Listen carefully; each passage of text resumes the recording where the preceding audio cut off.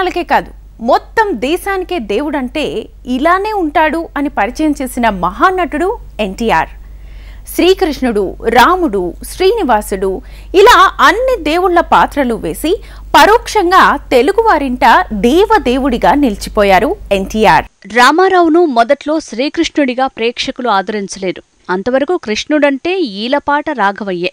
మాయాబజార్ సినిమాలో ఎన్టీఆర్ శ్రీకృష్ణుడిగా కనిపించాకే ట్రెండ్ మారిపోయింది. శ్రీకృష్ణ పాండవీయం, శ్రీకృష్ణ అవతారం, వీరాభిమన్యు, శ్రీకృష్ణ తులాభారం, శ్రీకృష్ణ సత్య ఇలా ఎన్నో సినిమాల్లో ఆ పాత్రను పోషించి దేవుడంటే ఎంటివోడే అనేంతగా చరిత్ర సృష్టించారు. శ్రీకృష్ణుడిగా జనామోదం పొందిన ఎన్టీఆర్ శ్రీరాముడిగానూ తెలుగువారి గుండెల్లో గుడి కట్టుకున్నారు. రాముడంటే రామారావే, రామారావంటే రాముడే అనే విధంగా పేరు తెచ్చుకున్నారు. లవకుశ, శ్రీరామాంజనేయ యుద్ధం, సంపూర్ణ రామాయణం, పాదుకా పట్టాభిషేకం మొదలైన సినిమాల్లో శ్రీరాముడిగా ప్రేక్షకుల నీరాజనాలందుకున్నాడు. భూ కైలాస్ సినిమాలో రావణాసురుడిగా నటించి విజయం సాధించాడు ఎన్టీఆర్.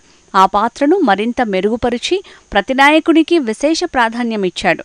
రావణాసురుడిగా అద్భుతంగా నటించి మంచి విజయాన్ని అందుకున్నారాయన. నర్తనశాల చిత్రంలో బృహన్నలుగా నటించటం రామారావు వైవిధ్య పాత్ర పోషణకు అద్దం పడుతుంది. ఆ పాత్రకే ఓ మెజర్మెంట్గా మారాడు ఎన్టీఆర్. నడకలో, మాటలో ఆ పాత్ర లక్షణాలను అపూర్వంగా చూపించాడు.